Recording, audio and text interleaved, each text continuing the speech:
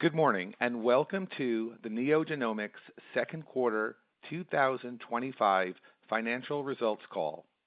At this time, all participants are in listen-only mode. After the speaker's presentation, there will be a question-and-answer session. Please be advised that today's conference is being recorded. I will now turn the call over to Kendra Webster, Vice President of Investor Relations. Thank you, Tom, and good morning, everyone. Welcome to the NeoGenomics second quarter 2025 financial results call. With me today to discuss the results are Tony Zook, Chief Executive Officer, and Jeff Sherman, Chief Financial Officer. Additional members of the management team will be available for the Q&A portion of our call. This call is being simultaneously webcast, and we will be referring to the slide presentation that has been posted to the Investors tab on our website at ir.neogenomics.com. During this call, we will make forward-looking statements regarding our future performance, business strategy, and financial guidance. We caution you that the actual events or results could differ materially from those expressed or implied by the forward-looking statements. These forward-looking statements made during the call speak only as of the original date of this call, and we undertake no obligation to update or revise any of these statements.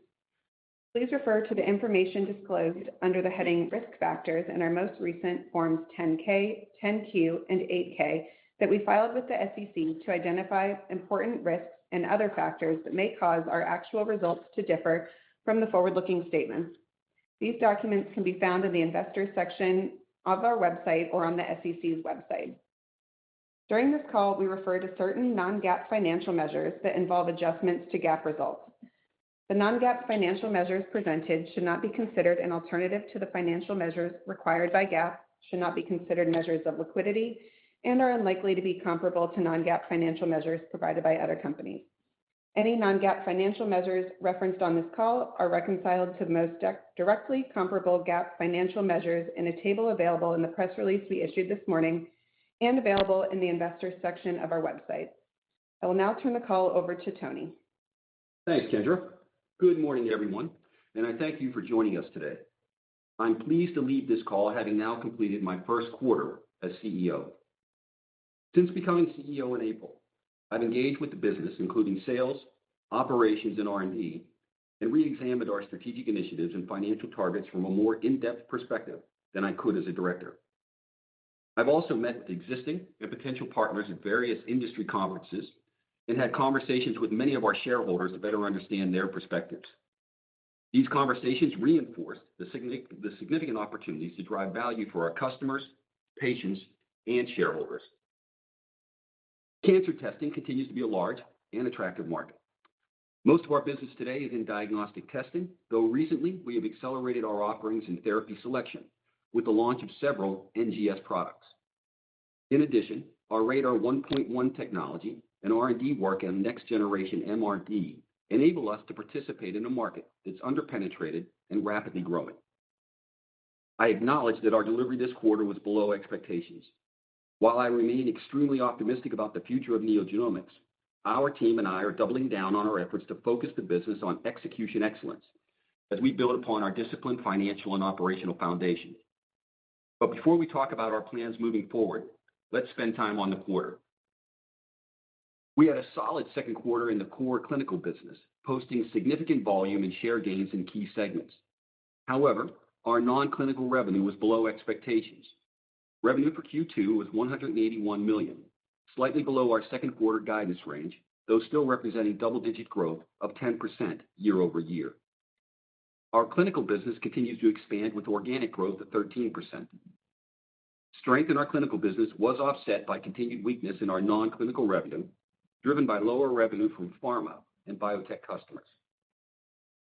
In the second quarter, we saw a sequential improvement in AUP, a record quarter for test volumes, and NGS growth at 23%, slightly below our 25% target, but well ahead of the low to mid-teens NGS market growth rate. We can continue to capture market share in clinical revenue, but we made a conscious decision to leverage the learnings from our PanTracer liquid biopsy EAP to establish an even stronger product profile for launch. This meant we delayed our launch, which resulted in lower revenue and a lower than targeted NGS growth rate.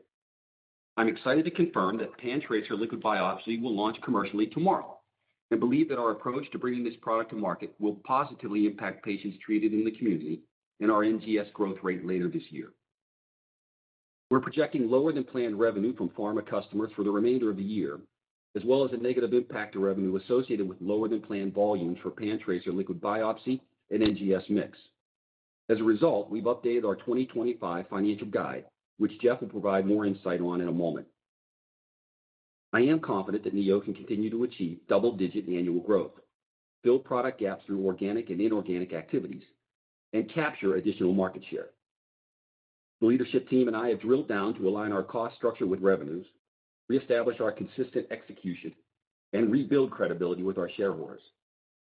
Investments we are making in operating efficiencies this year, including the LIMS project and digital pathology, position us well to achieve more operating leverage in the back half of this year. I think it's important to spend some time discussing our Q2 results and how we intend to accelerate growth and drive value. The pharma macro environment conditions contributed to the revenue shortfall in the quarter versus our expectations. Specifically, market uncertainty surrounding NIH funding, drug pricing, patient enrollment in clinical trials, and potential tariffs are leading directly to investment volatility and creating significant headwinds for both our pharmaceutical and biotech clients. This is resulting in budget restrictions, reprioritization, and consolidation of assets, and postponed or canceled projects specific to our pharma services line that are more pronounced than we've experienced over the last 2 years. As we have shared in past quarters, Radar 1.0 was a growth driver for pharma revenue and also provided a call point to sell other testing modalities. As a result of the negotiated settlement, these Radar 1.0 contracts are no longer producing pharma revenue in 2025. We are adding additional testing capabilities in our portfolio to make our menu more attractive to our pharma and biotech customers, such as Paletra, our AI-powered spatial proteomics platform, which launched in June. While we have updated our pharma go-to-market strategy and made key changes in leadership, it is taking longer than anticipated to yield results. So how do we plan to respond to these challenges? Our strategic drivers are focused on 3 areas: the customer experience, the community channel, and new products. Optimizing and winning the customer experience continues to be our competitive strength. We've earned a market leadership position in heme through our heavy investments in community hospitals, and we continue to invest in the community oncology setting. To win the customer experience, we focus on investments in our sales force effectiveness and efficiency, bidirectional interfaces and ordering portals, as well as automation and digital pathology in the lab.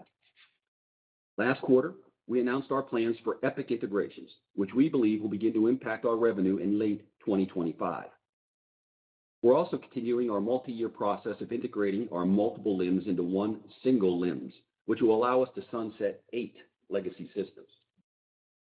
We believe this will give us operational efficiency, enable us to further improve our turnaround times, and further enhance our data asset to fuel more robust growth in our oncology data solutions business.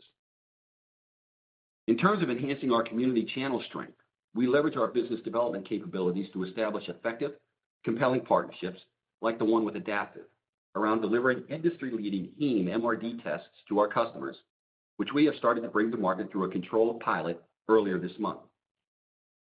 Our pipeline of future opportunities continues to grow as we capitalize on the recognized strength and the unique brand recognition of our channel in the community space, coupled with our sales effectiveness. A key growth driver for clinical and pharma is focusing our R&D and business development efforts on new, next-generation, precision-guided products. We believe MRD and therapy selection NGS provide the biggest market opportunities and represent the largest associated unmet need. The $30 billion MRD market specifically represents significant unmet clinical needs, particularly in low-shedding cancers. MRD has the potential to transform cancer care by enabling earlier detection of recurrence, more precise treatment decisions, and better outcomes for patients. This also makes MRD highly relevant to biopharma partners to advance targeted therapies. We intend to make further progress here and evolve our product portfolio to be more comprehensive across the cancer care continuum. Simultaneously, we will continue building on our deep relationships with the community hospital pathologists and growing relationships with community oncologists, providing us with an even wider competitive moat and reinforcing our responsibility to inform treatment decisions with actionable insights. As I mentioned at the outset of this call, I've met with many of our shareholders to better understand their perspectives. They challenged us to rethink our confidence levels and to be transparent in our guidance, incorporating the risks and uncertainties inherent in our industry and our business. We take this feedback seriously, and I want our shareholders to know they have been heard. Revising our 2025 guidance reflects the headwinds I've discussed, while at the same time acknowledging the efforts we've implemented to best position the company for the future. I'm confident we can achieve these forecasts, and if we execute on our action plan, I'm just as confident that there is additional upside we can capture as well. We intend to prove that one quarter at a time. As a member of the board of directors, I approve the update to the long-range plan we communicated earlier this year. As CEO, one of my primary objectives has been to oversee the execution of the strategy behind the plan and proactively identify opportunities to improve upon it. Here's how I think about our long-range plan. It's just that, long range. While the plan covers the company's execution of certain key metrics during the next 5 years, this does not guarantee that the plan is going to correlate exactly to our guidance for the coming year, and there will be variability from year to year. My confidence in the long-range plan is based on 3 key assumptions. First, we believe that the core business, which now includes Pathline, will continue to grow at a 10% plus rate, even with the headwinds affecting our pharma revenue. Second, our business development activities will add incremental revenue that materializes gradually with significant growth in the out years, but the timing will be lumpy depending on deal terms and structures. Finally, as we increase our investments in R&D and launch PanTracer liquid biopsy and future products like next-gen MRD, we expect to generate incremental revenue through consistent improvement in NGS mix and growth.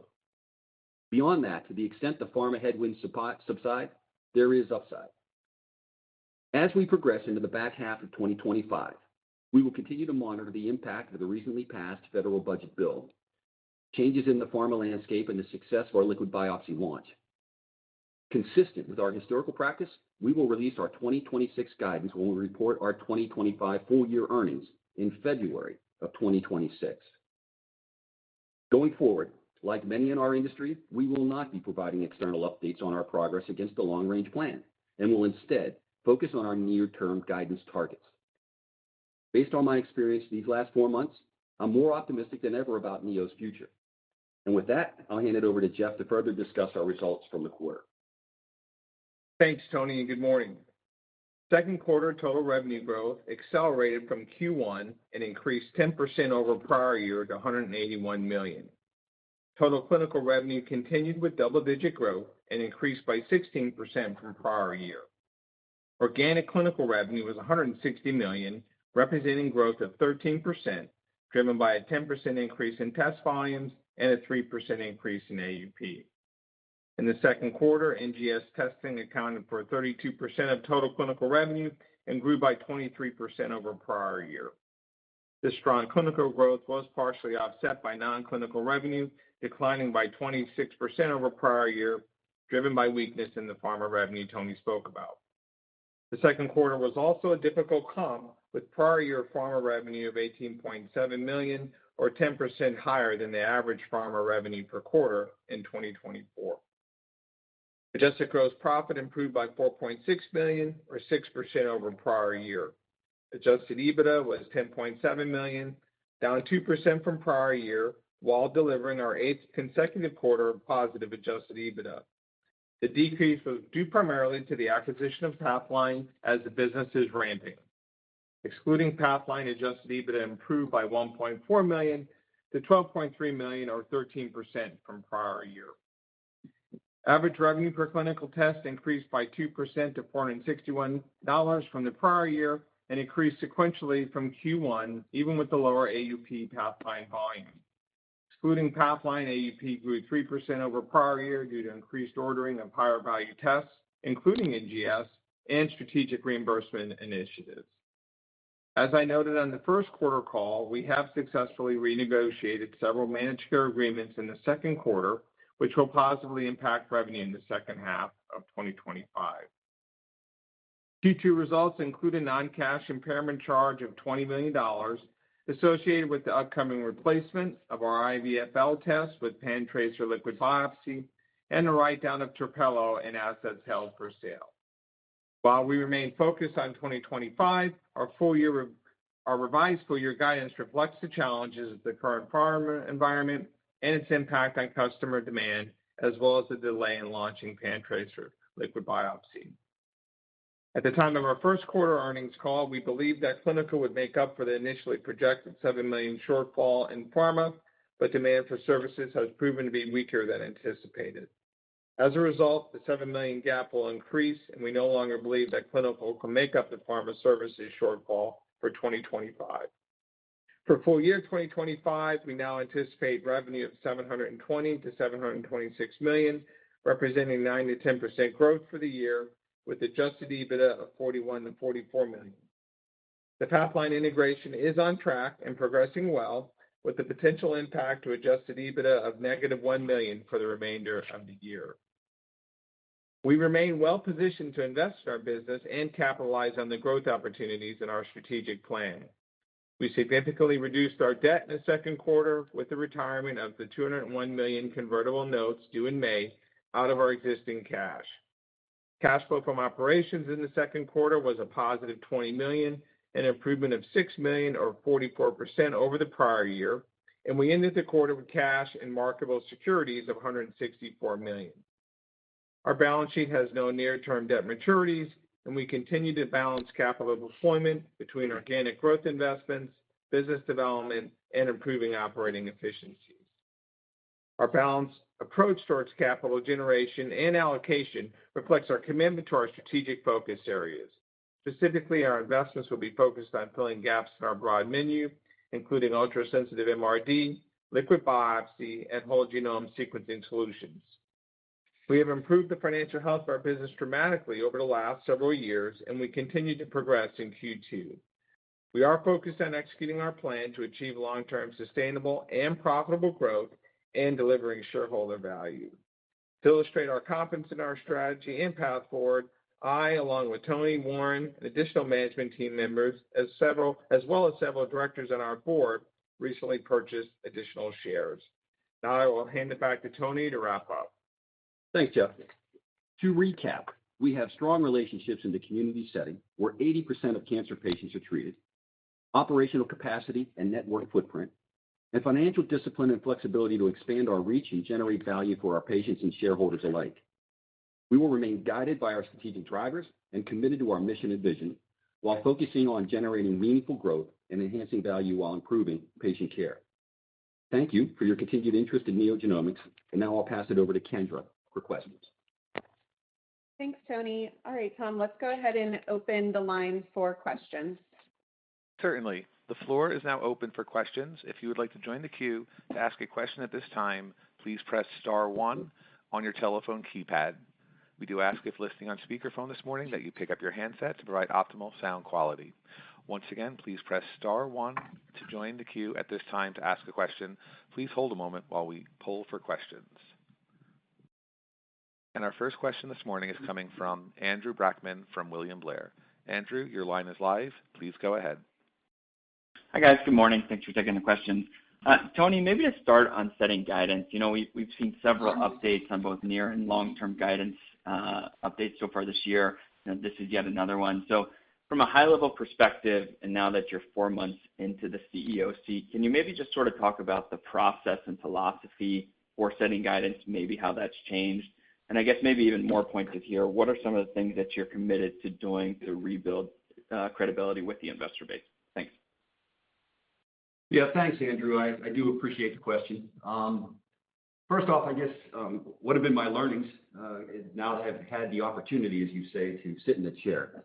I will tell you, there is a big difference in seeing the company at a 10,000-foot view as a director versus the opportunity to dig deep as the CEO. And I have had a significant amount of learning. I've had the opportunity to do deep dives with R&D, with our business development teams, with R&D operations and our commercial groups, and with the management team as well, to be able to, construct, reconstruct, deconstruct the budgets and long-range plans to understand all of the key pieces that underpin that, Andrew, so that I certainly have a deeper understanding of that. I've had the opportunity to meet with a lot of our investors and get their own feedback. And, I can tell you, they have not been shy about sharing their own thoughts with us and made it very clear that just hitting a guide is insufficient. That's the same as a miss. And we need to be more realistic, a more balanced approach to how we convey the business. I've been told that it is absolutely appropriate to speak with confidence on the underpinnings of your core assumptions and to express other areas as upsides. So I think that was a great learning for me as well. So I take that very seriously to heart.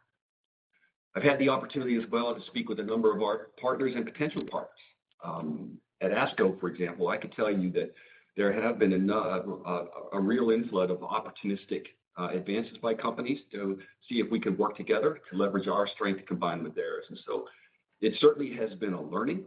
As far as what do I need to do, I think I need to speak with confidence and be transparent with how we view the business and to share that openly with people. And the biggest thing, Andrew, we now need to deliver. We missed our revenue guide this quarter. It's unacceptable. We understand that and take responsibility for it. And now moving forward, we just have to hit and exceed our goals quarter on quarter. Does that help? That's very helpful. Thanks for all that color, Tony. Maybe what your comments on talking about the underpinnings of core assumptions. Maybe as it relates to 2025 guidance, can you maybe just talk about some of the levers towards the guide down, maybe just bridge the prior guidance to this guidance in terms of kind of some of the key areas that you talked about? Thanks. Yeah, I will focus primarily on two of them, Andrew. I mean, mix is always an issue with a company of our size, with the portfolio of our breadth, right? So, when you're trying to manage 500 products across a landscape, you are going to see subtle shifts in mix. So that's always an issue for us to manage. But I would say that there were probably two large areas that are reflected in the guide. First and foremost, the pharma side. The impact of the macro environment came at a speed that I don't think we fully accounted for relative to our original guide. The combination of tariffs with pricing challenges, with NIH funding declines, all of those things factored into an environment for our pharma and biotech customers that created uncertainty. And I think that in large part translated into a delay in projects or reassessment of projects and sometimes stopping of projects. And so I would tell you that is probably the single largest contributor to the change in guidance for the year, probably representing almost 2/3 of it. As I said in my opening comments as well, we made a conscious decision to leverage our PanTracer liquid biopsy EAP learnings. And by doing so, I'm glad we did it. I believe we end up with a better product profile. And I believe we took the right requirements to improve that product profile moving forward. But not having PanTracer in the portfolio in May, as opposed to our opportunity to start the commercial launch tomorrow. We're excited by the launch tomorrow, but that is a 3-month delay, Andrew. And so that does affect our overall mix and revenue for the year. And then I guess maybe a final piece is, we are quite proud of our NGS penetration rate. We did 23% growth, for the month, for the quarter, but it's still a little bit behind the 25%. And we acknowledge all those factors, I think, in the guide moving forward, and not least of which was as well the feedback from some of our shareholders saying, speak with confidence, what can you deliver, and if there's opportunity for upside, then surprise us later. Great. Appreciate the update. Thanks, guys. Thanks, Andrew. Thank you. Your next question is coming from Yuko Oku from Morgan Stanley. Yuko, your line is live. Please go ahead. Hello. Thank you for taking my question. Given the focus around rolling out the PanTracer lineup and NGS tests in general being growth driver of the company, do you see opportunities for portfolio pruning? How do you balance being one-stop shop for your customers versus focusing on allocating your resources to the most profitable products? I'm sorry, could you just repeat the last part? How do you balance being one-stop shop for your customers versus allocating your resources to the most profitable products? Okay, it's a great question. First, let's start with PanTracer liquid biopsy. As you say, we are looking forward to the launch tomorrow. We believe we have a very competitive product to bring to market. It's one that our customers have actually asked us for because it complements our family of PanTracer products. There'll be a comprehensive panel over 500 genes. Will include TMB and MSI, that guides immunotherapies. We've been able to lower our input requirements so that we get better collection methods and yielding very strong QNS profile. We've been able to support a turnaround time that we believe will be less than 7 days, and think that factors into a pretty good value proposition for our customers.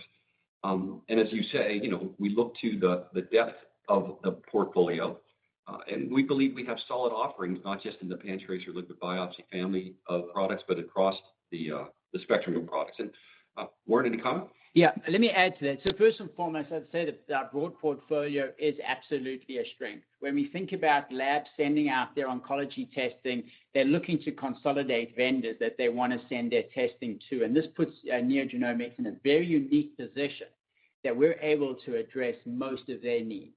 Having said that, yes, our strategy is to protect our position on the diagnosis side, but invest significantly in therapy selection and MRD, which are the areas where we see faster growth, larger TAMs. So with that, we definitely see opportunities to simplify the portfolio, which we have done in 2025 and will continue to do for the rest of the year and into the future. But our strategy is to provide a holistic solution to our oncology physicians from a diagnosis perspective, therapy selection, and MRD point of view. And then I would say from an overall portfolio perspective, you should expect we're continuing to evaluate the whole portfolio. As Warren said, it's an ongoing process of pruning and refining, based upon customer needs. Great. Thank you for that color. And then a separate follow-up question. Could you also provide us with an update regarding Rader IP litigation? I think there was a recent order on motion to expedite. What does it mean for the trial expected to occur, I think in the October timeframe? Yeah, first, relative to the litigation, again, you can appreciate this. I'm not going to go into detail, nor will members of the team, with any ongoing litigation. What I can update you on is that the trial is slated for October. Either way, I can tell you, though, we are committed to the MRD space. As you've seen, we are partnering with Adaptive to bring forward a great MRD heme product into the marketplace, and we're proud to do that. We get benefit from that by, being in the marketplace and taking those learnings and the added benefit to the rest of our portfolio. We're going to continue to invest in our next-gen MRD, so that is built into our R&D plans moving forward.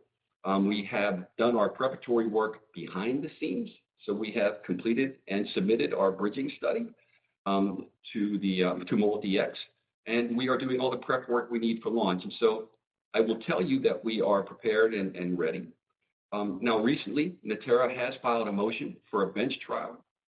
We oppose that motion. We believe that we have a constitutional right under the 7th Amendment for a jury trial, and the court has yet to rule on that motion. So I would tell you, stay tuned. You'll know when we know, but we are coming into this space and we are committed to the space. Thank you. You're welcome. Thank you. Your next question is coming from Subbu Nambi from Guggenheim Securities. Subbu, your line is live. Please go ahead. Hi, this is Thomas Vondervellen on for Subbu. Thanks for taking the questions. Just to start, can you get us comfortable with the second half ramp, specifically with NGS now that PanTracer was delayed a bit, and also with the continued pharma pressures? Where do you feel the guide is most aggressive still, and where is it most de-risked? I actually think that we have a much more confident and balanced guide in the second half. I would tell you the greatest risk to the guide was on the pharma side, and so we have further reduced the pharma business plan. And by the way, we've not just in revenue, we've also taken some hard decisions relative to the cost base associated with pharma as well. So I would tell you that was the largest risk to the plan. As far as the biggest growth drivers in the plan for the second half, as you know, we've invested in our selling force, and we monitor that very, very closely. We expect to see increased effectiveness and efficiency with that investment in our sales force to help us further penetrate the NGS segment. Certainly, PanTracer liquid biopsy plays a big role in the second half, in addition to just the normal back half year increase that we see historically. The Adaptive partnership is also an opportunity for us in the second half of the year.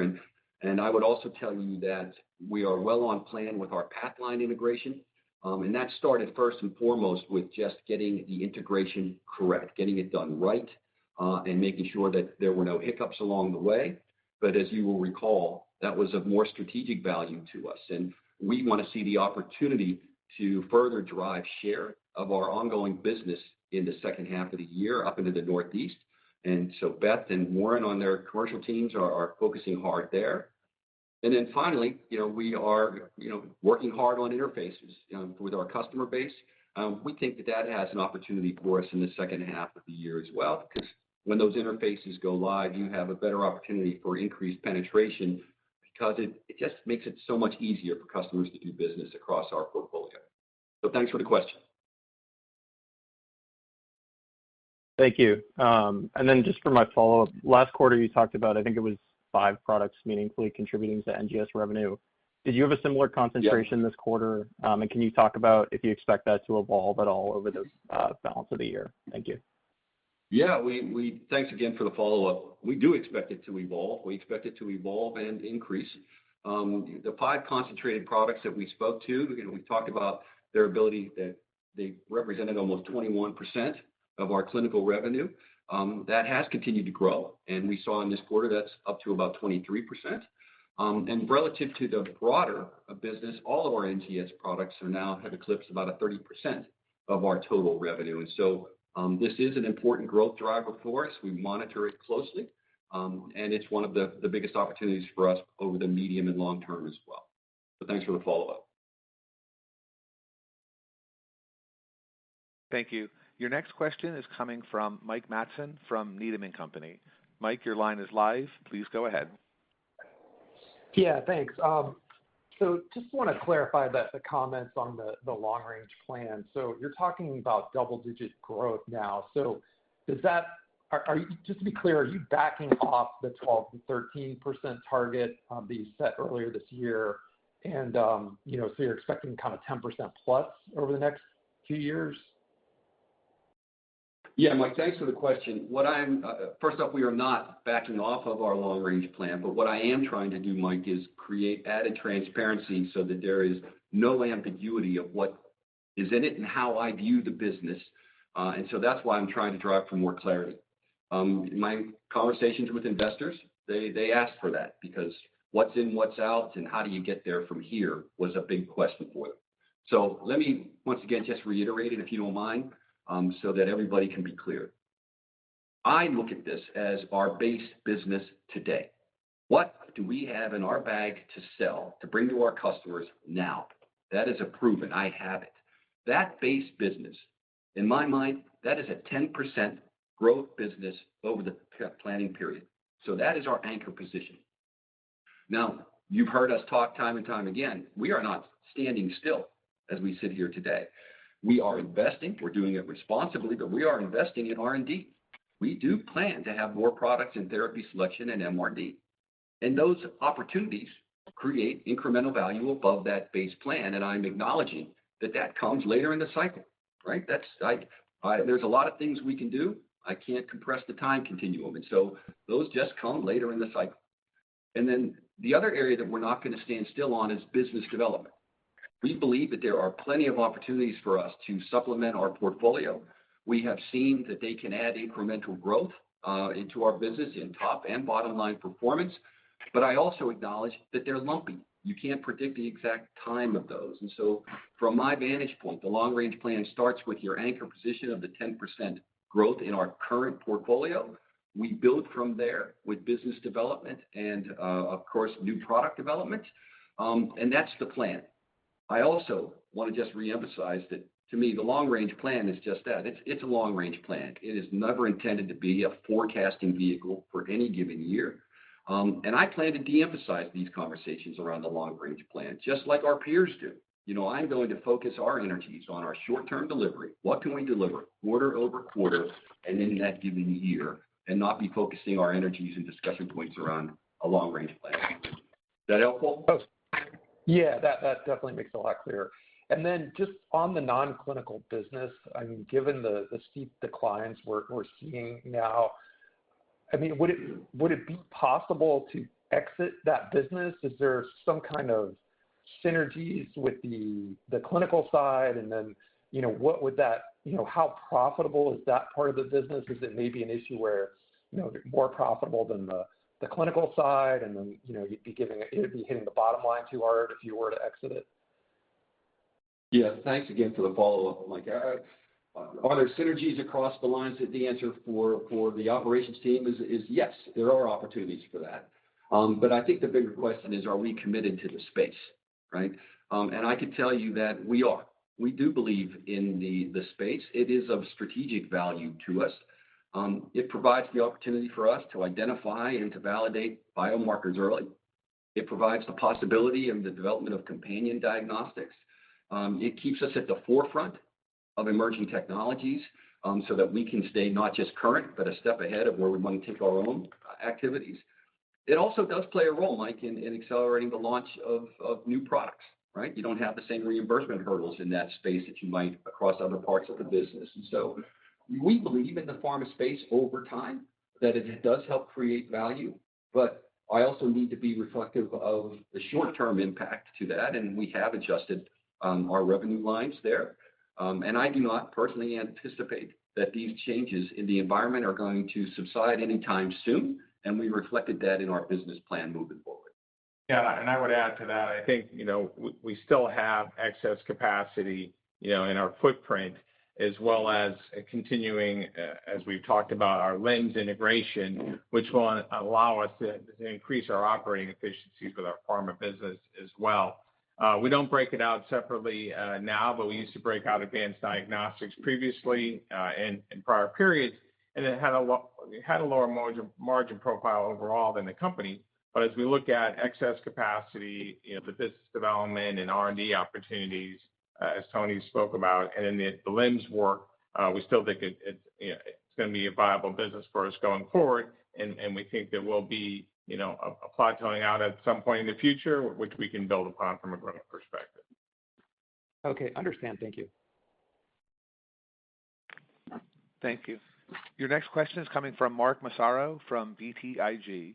Mark, your line is live. Please go ahead. Hey guys, this is Vivian on for Mark. Thanks for taking the questions. So maybe just one on Pathline. Just help us understand how the contribution in the quarter was tracking relative to your internal expectations.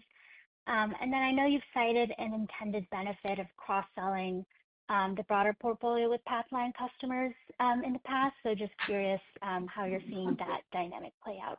Thanks. Sure. I'd be happy to start that, and Warren can jump in anytime. As far as the integration and the intended results versus actual, we are right on plan with the Pathline integration. The revenues were right in line with our expectations. And so we feel very, very good about the shape of that acquisition and the shape of the business. As you rightfully say, it's not just a business benefit relative to Pathline alone. There was strategic value associated with the acquisition. We saw the opportunity to enhance our footprint and therefore our speed of delivery to key customers in certain segments of our market in the Northeast. And so it is our plan to continue to drive the current Pathline business, but as well take advantage of our more in-depth portfolio and bring NGS products up and through into the Northeast with greater rigor and speed. That was always intended to take place in the latter half of this year, with that benefit being more realized in 2026. And of course, we will do everything in our power to pull as much of that forward as possible. And I'll look to Warren if you want to add some additional color. Yeah, thanks, Dan. I think you covered most of the key points. I think one of the key elements for us to really enable this capability in the Northeast was to further validate tests within this lab. And that was always planned to take place in the second quarter. And again, just to remind everybody, we closed this acquisition in the early part of the second quarter as well. So we've actually concluded the validation requirements for these additional tests that we wanted to move into the Northeast to round out the portfolio that's required in that lab. And now we are actively addressing sort of these opportunities to drive additional share of wallet and pull through. The sort of opportunity funnel looks robust, and certainly expect to see many of those come to fruition in the second half of the year. And as Tony said, that would be an upside for us in the second half, and certainly something that would drive material value for us in 2026 and beyond. Thank you. Thank you. Your next question is coming from David Westenberg from Piper Sandler. David, your line is live, and please go ahead. Thank you for taking the question. So I actually wanted to talk about the 10% volume growth, and that was organic, I believe.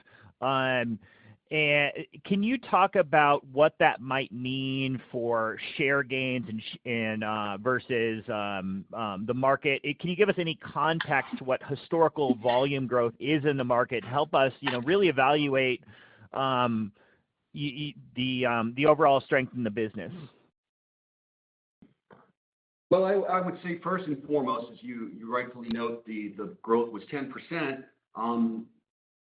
Across our business, we have made good growth across all the various modalities. So we continue a storyline that while our focus has been in NGS and making sure that we grow that important segment of our business, in fact, across all of our modalities, we continue to make great progress, and we see share gains across all the modalities.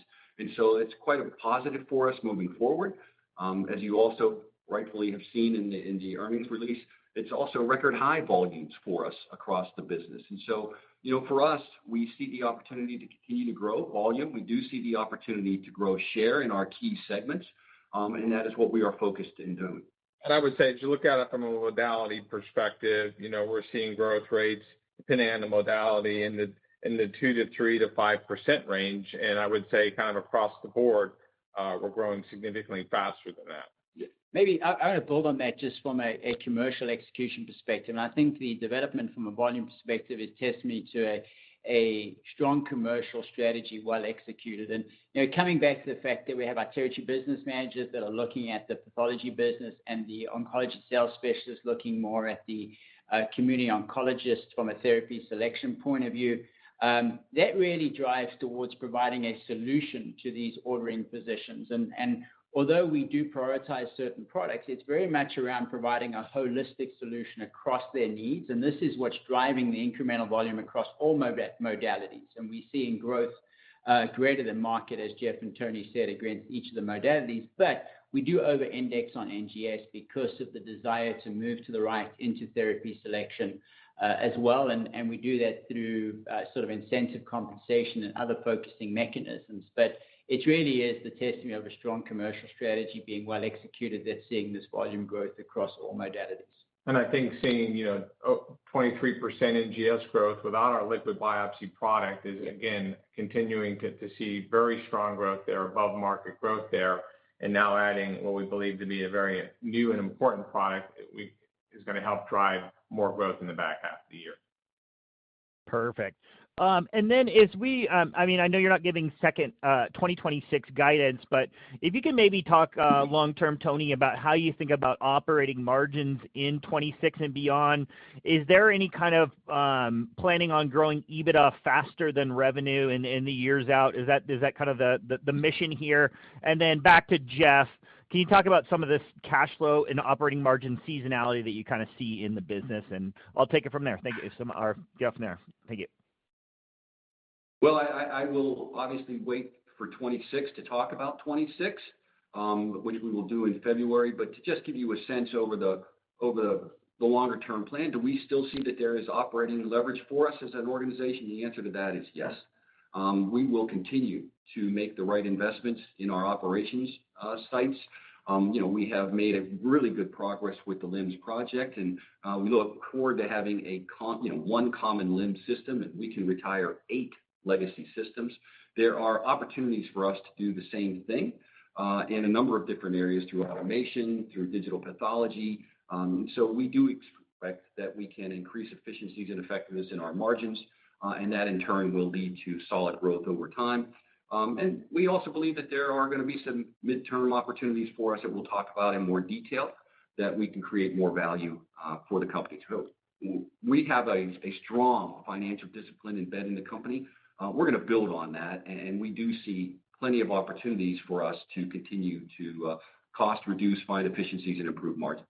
Yeah, and I would add to that, and I would still characterize, we think we're in the early innings of really capitalizing on both, the LIMS integration as well as, investing in automation, and really think we have an opportunity to drive, operating efficiencies there. And then from a cash flow perspective, generally Q1 is our biggest cash burn, and that played out again this year, and we start building from there. So we had a very strong, cash flow quarter. We're actually free cash flow positive this quarter, and as I said in my prepared remarks, cash flow from operations was up over 40% in the second quarter. We are still very focused on revenue cycle management and making sure we're collecting, what we generate from a revenue perspective, and expect that cash balance will build as the year progresses with the normal seasonality with the back half growth we're expecting that we've seen historically.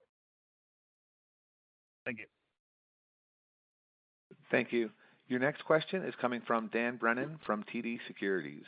Dan, your line is live. Please go ahead. Great. Thank you. Thanks for the questions. Maybe just one to start on the non-clinical business. It's been a kind of continued weak spot for you. I think it was down, I think you said 26% in the second quarter. I know you don't break out guidance, but just to ideally remove or minimize the risk that, kind of more shortfalls here, kind of, depressed results in the back half of the year and or the stock, like is down 40, 50%? Like can you help us frame any sense of how we think about the back half of the year, kind of what's baked into the new guidance? Like if we punch in down 50%, we would get to the midpoint of your range, not changing our clinical assumptions. I'm just wondering if you can help us do that bridge. Yeah, I think, on the pharma side, I would expect a similar performance as we had in the first half of the year. We generally see a little bit stronger performance in the fourth quarter in our data business, our ODS business. So I would expect that as well. But pretty consistent with the first half, with some upside in our ODS business in the fourth quarter is how I'd characterize, what we're contemplating. Okay. And then on the PanTracer side, did you, and I'm sorry if I missed this, did you give an update on where reimbursement stands? Then I know you talked about you delayed the launch due to learning from the EAP. So could you share any insights from that? Dan, what I would tell you is that we are in ongoing conversations with MolDX, and we will share, the final outcomes of those. We are confident in our path forward towards reimbursement, and that's why we are launching tomorrow. Got it. And anything on the learnings in terms of the EAP, Tony? And did you guys break out how to think about kind of what you've put in the contribution for the back half of the year? Ideally, it's kind of modest to give you room for beats, but just kind of wondering on those two factors. Yeah, we haven't given a specific forecast for PanTracer in the second half of the year. Relative to the learnings, Dan, I think we found that there was opportunity for us to improve the profile of the product. We're excited by it. We'll have, a very low QNS profile. We have verified a really exciting turnaround time that our customers are going to welcome. And we believe that we have a very comprehensive test that we bring forward. And so for us, it was the right decision to take. And we feel more confident about when PanTracer hits the market. But as far as specific ramp-ups, I don't think we're going to be talking about that too directly. Other than I would just add, it's a new product, so it will incorporate a new product ramp. Yeah. And Dan, maybe just adding to, I think once the revised EAP that we went live with fairly probably a month ago or so, the demand that we saw with the revised target product profile was significant and very encouraging in terms of what we expect to see post commercial launch tomorrow. Got it. And I know there was one question on MRD. I know you discussed, Natera looking to have a jury trial. Could you just remind us, would you mind just kind of zooming out, since the next quarter in the back half of the year, we're going to get some of these key events on your MRD strategy, whether or not you can kind of launch with your existing platform or have to move on. Just kind of, could you just reframe how to think about the various outcomes as we move into the back half of the year on MRD? Well, again, what I would tell you, there are some things that are more concrete than others, right? What we will definitely be doing in the second half of the year is our adaptive partnership with Heme MRD. We are in the early days of a pilot with adaptive. We want to make sure that the partnership is seamless to our customers and that we've tested everything end to end. So that is going to happen. We are working through those pilots now, and we look forward to a more complete launch when both companies are satisfied that our customers see this as a great partnership, and that should be closer to the back half of the year. Relative to the radar litigation, I would tell you that right now the trial is slated for October. I can't speculate on what the results will be or when they will be. I can tell you that we have done all the back office work in preparation to be able to launch. So our bridging work and everything has been submitted. So all of that is on track. I would remind everyone that we didn't have any of those radar revenues in our guide, nor in our plan. So, if we are successful there, that represents upside. And another area that we are doing, Dan, we are investing in next generation MRD with Andrew and his team. We said that, this would be a year where we're really speccing those out. 26 would be a year of more active product development, and we look forward to those market opportunities in 27 and beyond. So that's kind of what I can give to you relative to MRD landscape times. Perfect. Great. Thanks, Tony. You're welcome, Dan. Thank you. Your next question is coming from Tycho Peterson from Jefferies. Tycho, your line is live. Please go ahead. Hi, team. This is Lauren on for Tycho. A quick one from me going back to the NGS growth. You guys talked about how you achieved 23% regardless of the delay in the commercial launch with PanTracer. Could you talk a little bit about how much of that is being driven by test mix shift versus true market expansion and kind of how sustainable that cadence is into 2026? Thanks. The majority of it is true market expansion. I mean, naturally, there is mixed benefit, and I think it's common knowledge that the NGS has a higher AUP than the rest of our portfolio. But if we look at true sort of volume growth, that remains significantly higher than what we're experiencing what we're seeing from a market growth perspective. And really, again, this comes back to the commercial strategy where we have our dedicated sales team of oncology sales specialists who spend the majority of their time focused on the sale of NGS-related products within the therapy selection part of the business. And again, we're gaining traction in this space, and this is really what's driving these share gains that we are seeing. And we believe the addition of PanTracer Liquid as of tomorrow will further accentuate that. Great. Thank you. Thank you. Your next question is coming from Michael Ryskin from Bank of America. Michael, your line is live. Please go ahead. Great. Thanks for squeezing me in, guys. I got just a couple small follow-ups on topics that people touched on before, so hopefully really rapid fire. One is on PanTracer, just kind of confirming that no change to your planned ramp or planned execution the first couple months or first couple quarters out of the gate. Yes, there's a delay, but the plan going forward is the same and nothing's really changed on that. From point of launch, the plan remains the same, but of course that point of launch had experienced about a 3-month delay. Okay. Just making sure. Then on the pharma services, I mean, totally hear you on what you're seeing in the end market, and not surprising given what we've seen elsewhere, but still, the results have lagged some of the others in the space a little bit, and we just haven't seen the same extent of weakness, and it is a little bit more protracted. So I was just wondering if you could comment on your competitive positioning there. It is a relatively crowded market, and there's more and more players offering some of these services. So could you just sort of analyze your portfolio and your offerings? Maybe there's something there that you're missing on pharma services, or maybe from the commercial side? Relative to pharma, I think, as I had mentioned earlier, I think portfolio does play a role. Our inability to, sell radar certainly led to, radar 1.0 was certainly led to some of this fall off in revenue, and our inability to have a kind of a launch point within those discussions, I think is real. And so portfolio does have a role, and that's why we were excited to bring Palettro into the marketplace. But Michael, we also recognize that these are long selling cycles. And so while there might be some early signs there that look encouraging, I don't believe that they're going to meaningfully impact our shape for the short term. And as you talk with other companies, I would tell you that there will be differences by companies. A lot depends on what are the services that they are bringing forward. Some companies, have CROs. Some companies do different types of mixes. I can only react to our portfolio. And in our portfolio, I see risk in that pharma business this year, and I don't anticipate that we're going to see any leveraging or a deleveraging of those issues for the remainder of this year and into 2026. Okay, thanks. And then the last one, if I could squeeze one more in, would be on cash balance and just sort of future uses of cash. I know you used the $200 million intra-quarter to pay down the current part of the converts, as you previously talked about, but you still got a sizable chunk of the convert going forward, and now you've got this revised fiscal year guide. I know, there's a near-term versus long-term dynamic. Just talk us through cash balance going forward, just confidence in the runway for the next couple of years as you get to that the remaining $350 million on the convert. Thanks.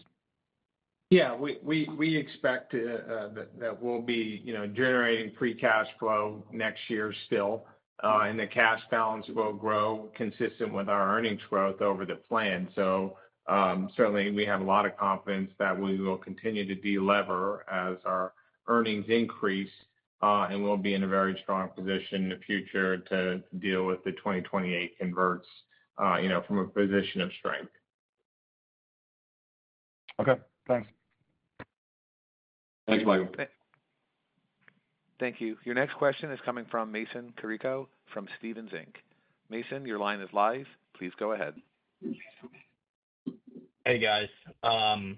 Two for me here. One, it seems like Pathline may have outperformed slightly in the quarter, and sorry if I missed this in the first question, but could you update us on your expectations for Pathline revenue this year and whether the contribution built into guidance has changed at all? Yeah, we haven't, I would say Pathline, performed, slightly ahead of our initial expectations, but we haven't, we're not changing, the overall guidance for Pathline. Got it. And then on the pharma side, how much visibility do you typically have in that business in terms of revenue flowing through? Is it a single quarter, 2 quarters? How has that visibility changed given the backdrop? And could you just talk to your confidence in that segment being adequately de-risked this year? Yeah, I think I'll add to that. I think it is a challenging space, especially with a big part of our business US-based and lots of uncertainty with regards to patient enrollment within the US for clinical trials, and that really limits the line of sight that we've got. So, it's less than a quarter, believe it or not, in terms of if you want a high degree of accuracy, and it rapidly erodes if you go beyond that. And I think that's why we've taken a pretty conservative or prudent approach to the forecast for the remainder of this year for the pharma services business. Got it. Thanks. Thank you. Your next question is coming from Andrew Cooper from Raymond James. Andrew, your line is live. Please go ahead. Hey, everybody. Thanks for the questions. A lot's already asked, so maybe just a little more kind of diving into the guidance math. I think, Tony, you talked about, a $30 million revenue cut, about 2/3 or almost 2/3 from pharma. So there's an incremental 10 or 12 that's coming from clinical, part presumably PanTracer, but I know that's not the full amount. So is there anything else explicit to think about in terms of that step back, or is this, hey, we really just want to de-risk, we want to make sure we're in a good spot as the second half of the year plays out? Yeah, I would say, Andrew, we certainly have heard, and we want to make sure that we give you, with confidence, what we believe we can deliver. And so, that does factor in. But I would tell you that the pharma, as you mentioned, rightfully so, the delay in PanTracer liquid biopsy, that does contribute to that remaining piece. And then there is a slight mix effect that also would be there. And I'll ask Jeff if he wants to add in. Yeah, just within NGS, the mix of testing, between blood versus solid tumor, it can change from quarter to quarter, and so I think where we're seeing growth with some lower modalities from the NGS side, lower growth modalities. So I think that's just that mix element. Hard to predict quarter to quarter, but with the overall growth growing 23%, still think we're going to see good growth there, but the mix will impact the revenue as well as we play out the rest of the year. Okay, thanks. And then maybe just lastly, I think Dan tried to ask on this, but can you give us sort of an explicit what the updated PanTracer LBx looks like relative to the initial product that you did in that first EAP? Is it the turnaround time that improved? Is it QNS? Is it both? And kind of how we think about, are you matching what's out there competitively? Do you feel like this latest iteration puts you ahead? And if so, on what particular metrics? Yeah, so I'll build on that. I think there was a number of benefits. First of all, we were able to lower our sort of input threshold. That allowed us to reduce the QNS TMP levels that we were experiencing. In addition to that, by optimizing the workflow, we were able to accelerate turnaround time. So we're able to offer a significant below the published turnaround time through the EAP, which was really encouraging. And we also got feedback from select customers through the EAP that we were picking up certain genes that were being missed by a number of sort of peers or competitors out in the marketplace. So really a lot of very positive insights that came from that. And as Tony said, we believe the 3-month delay is going to be well worth it in the long run. Perfect. I'll stop there. Thank you. Thanks, Andrew. Thank you. Your next question is coming from John Wilkin from Craig-Hallum. John, your line is live. Please go ahead. Yeah, hi guys. I'll try and keep this really quick, but if my math is right, it looks like your volume for clinical, excluding NGS and excluding Pathline, actually accelerated a little bit in the quarter. So just wondering if you could talk at all about what's driving that, if there's anything underappreciated in that. Again, I think it comes back to a commercial strategy that's being effectively executed, seeing the value of the commercial investments that we've made and some productivity ramps. We did speak about early in the first quarter that there was a few new client wins that we had recorded, and obviously those have ramped through the last quarter or so, and that covers the entire portfolio that we're making available to us, which again, I think speaks to the value of NeoGenomics and the breadth of portfolio. Perfect. That's all for me. Thanks, guys. Thank you. Your next question is coming from Puneet Souda from Leerink. Puneet, your line is live. Please go ahead.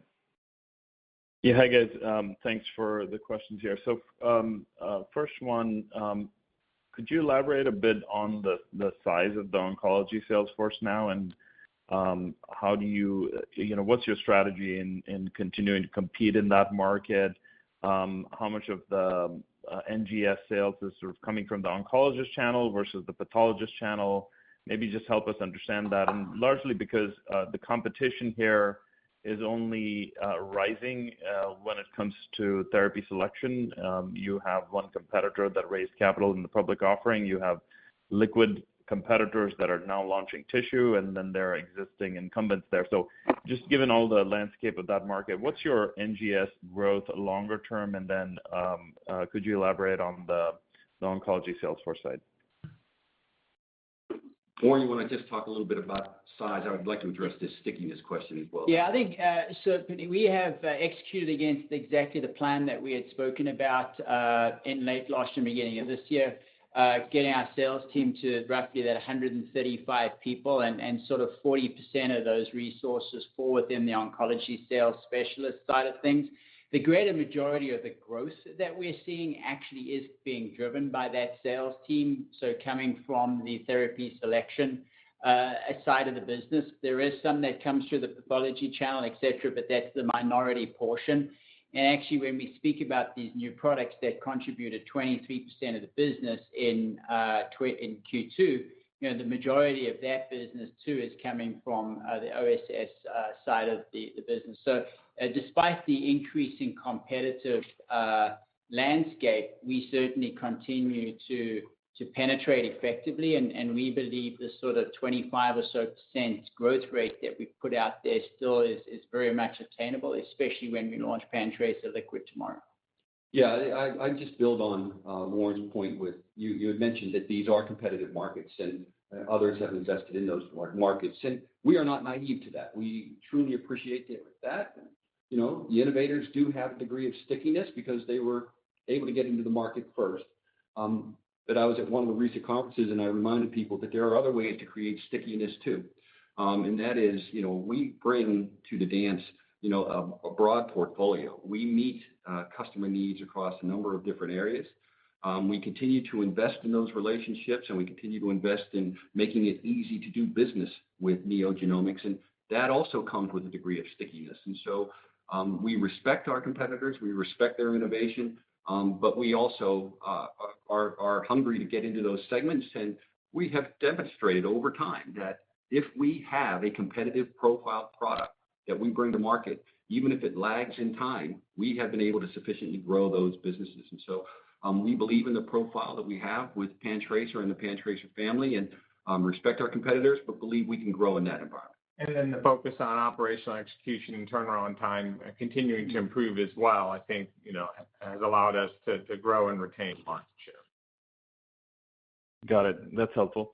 And then on the OpEx side, if I could you clarify if you're expecting, and apologize if I missed this, if you're expecting any OpEx cuts in the guide for this year, and I don't know if you can talk about next year yet. Yeah, we're not talking about next year yet, Puneet. I think, you know, we continue to achieve operating efficiencies and expect we'll see some operating efficiencies in the back half of the year.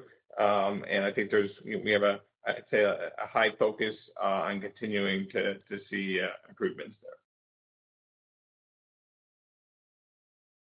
Okay. Thank you. Thank you. Thank you. This does conclude today's question and answer session. I would now like to turn the floor back to Tony Zook for closing comments. I would just like to thank everybody for joining us on the call. I do appreciate the direct questions and the opportunity to present our results and as well our direction moving forward.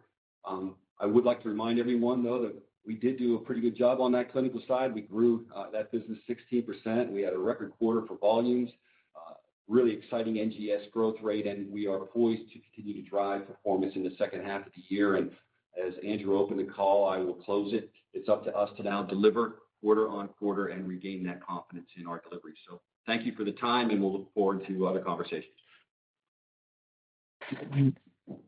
Thank you. This does conclude today's conference call. You may disconnect at this time and have a wonderful day. Thank you once again for your participation.